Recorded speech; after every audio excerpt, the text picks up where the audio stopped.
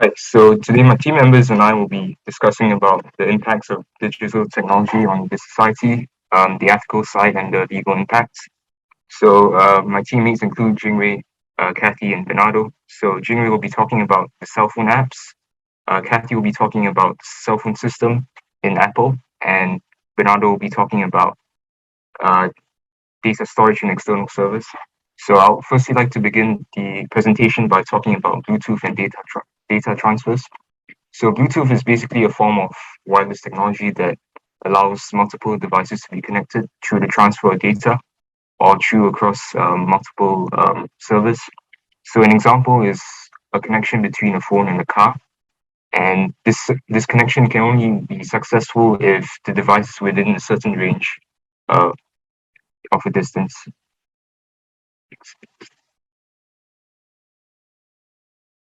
Next slide. So data transfer is also known as data transmission. So similarly, this is used in Bluetooth and it allows data to be shared, transferred, and changed across multiple devices or channels or streams. And this is usually done through an analog or digital data. So the higher the transmission speed of this process, the more efficient the process will be. And this is usually used through the transfer of large files from one device to another. Next. So the societal impacts of digital technology, including Bluetooth, includes an improve in education, an improve in healthcare, and an improve in employment. In the present day, due to improvements in these things, there's been an increase in awareness on social media and news. Next slide. So the ethical side of digital technology is that it relates to the moral principles that are influenced by human behavior or attitudes. So security and privacy are two important elements in these areas, and some people have the motive to hack or steal information, and other people may be influenced to steal data from unsecured databases. So these activities can lead to issues within safety and security measures, and this can cause trouble in the society. So the lawful impacts of digital technology is referring to the laws that are made based on the digital end of the world. So the main links about this connects to data processing, data usage, and data control. So examples of unlawful actions include the misuse and missharing of personal data, contributions and involvements in financial frauds, blackmailing people to anonymize their identity or to share their own personal data, and the copyright of music, films, or TV programs. Hi, I'm Bernardo and I'll be talking about data storage on external servers. So basically what a server is a piece of hardware that allows us to store data, to move this data, to store it, to access it from anywhere, to transmit the data, to send the data, just to manipulate all this data. A lot of companies use it actually privately to save their data safely, such as Amazon or even local businesses which handle a lot of data. Us, for the humans, let's say, the most popular use for this is cloud storage, which we know as iCloud or Google Drive. It basically allows us to store our data in these external servers. It keeps the data organized for us. It gives us more storage. We can access it from anywhere, which from any device if we have an account. It is safe and it is easy to use. However, um, external servers also can store all kinds of data, which may be illegal data or copyrighted data, such as movies or streaming. Basically, um, the server is used by other websites, and these other websites, what they do is uh, act as a gateway to the other media, which is on the third-party servers, external servers. And since they are not the hosts of the content, opposed to the external server being the host, they cannot be liable for the copyright issues, let's say. So the copyright issue, the one who would be liable is the host. So the person who owns the server. And basically, yeah, this is a legal, let's say, loophole that is affecting a lot of companies. So basically, violating any copyright act will lead you to uh, prison from up to 3 months to 10 years or a huge fine. And now the economic impact it has. So it affects, as I said before, the entertainment industry. In 2020, 137.2 billion there were visits to piracy sites, and it cost the US economy 29.2 billion, and also surprisingly it reduces employment. Now, ethical impact. Us the viewers are not affected by the copyright issues, so we can take advantage of that. However, it is pretty bad. Also, the websites take advantage, the illegal websites take advantage of this to stream illegally and make themselves not liable for this act. So basically, because there is no law and there is not much knowledge in this technology, they can do that. Also, the copyright owner, the intellectual property owner, the sport teams, leagues, fans, everyone is affected by doing this, but we simply don't notice. So cost of tickets for fans of certain leagues, Premier League games may go up due to them losing money due to TV rights. Basically, it is pretty bad. It costs the job of many people. For this part, I will talk about data related to mobile consumer app. The data generated through mobile applications on smart mobile device represents one of the most interesting and valuable share of big data. This highly personalized and traceable information comes with implications for basically all stakeholders and should lead consumers to rethink the imprudent usage of apps. Next page, please.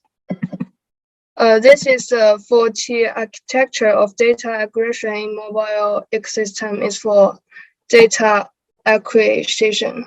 Next page, please. Big data consumer analytics is defined as the extraction of hidden insights about consumer behavior for big data.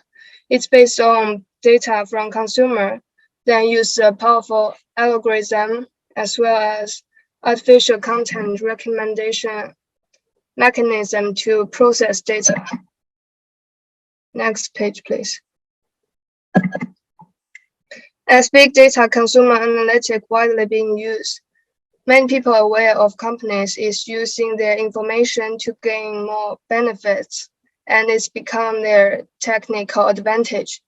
For example, the app TikTok had the magic power of keep people for scrolling their phones and make people spend more time on it, including online shopping, stimulates consumers spend more unnecessary money. Personally, I don't think it's morally right. Next page, please.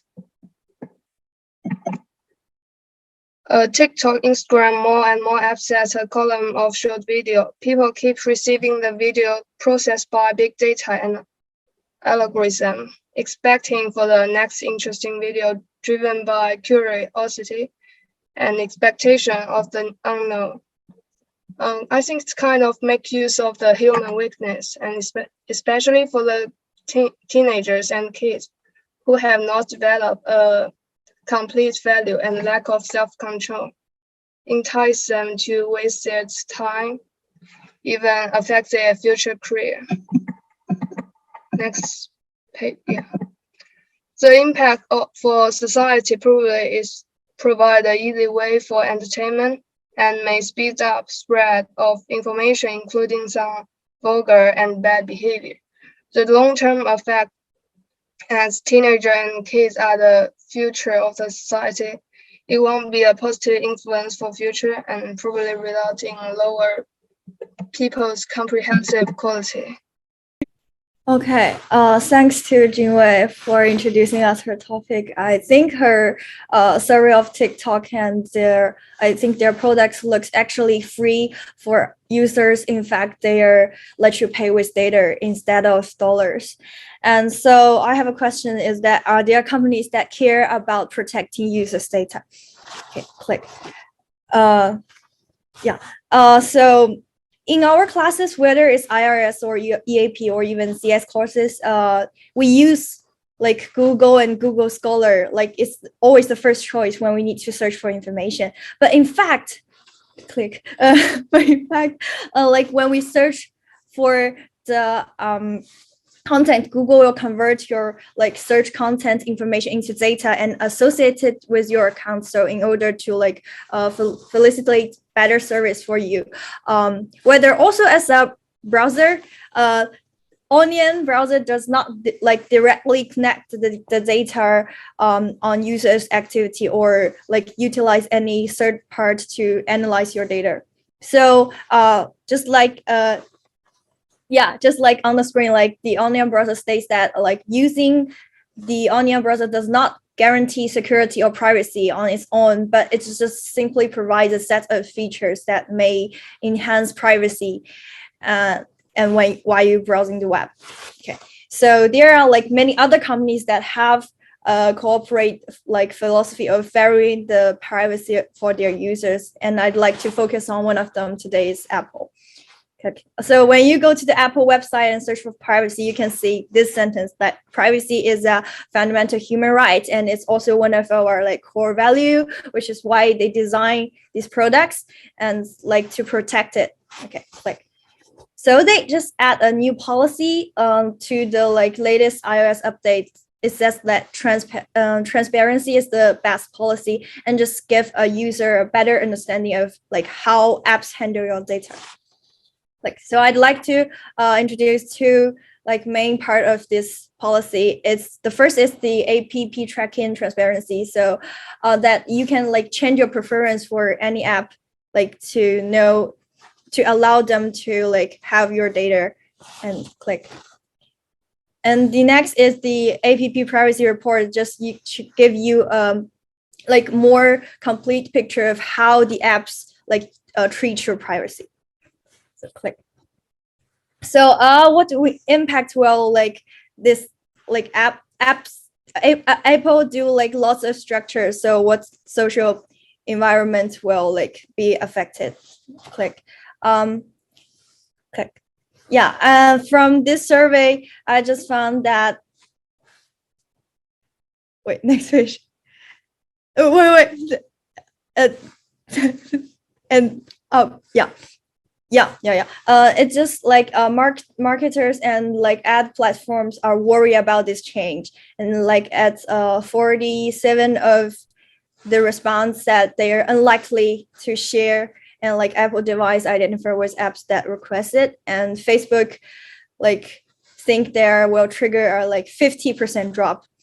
So they're not happy with it because yeah, they will make less money. And click. So in short, is Apple like ethical to do this? And click. I think compared to other companies, it is very ethical, and they just like use a set of methods to protect people's privacy or people's data as a way to make money rather than like exploit them. Even though they have to invest more time and money to research for this, they always put security for their users' data first. And for a marketing point of view, their customer audience is target to like a number of privacy conscious users in society, so they don't like change their behavior because they are worried or feel that they are being watched all the time. So for lore, Tim Cook said that he like called for federal privacy in US to change their lots of things to look like Europe called General Data Protection Regulation. Yeah, and that's the reference slide. And click. Yeah, and click. Yeah, and that's all. To conclude the presentation, I would like to highlight the things that were mentioned by my team members. So Bernardo was talking about illegal streaming and how this impacts the society and other users. Jingwei was talking about the use of data and the influence of TikTok on the society. And Kathy was talking about user privacy and data storage in Apple and how this may influence users, companies, and people who are managing Apple. Thank you.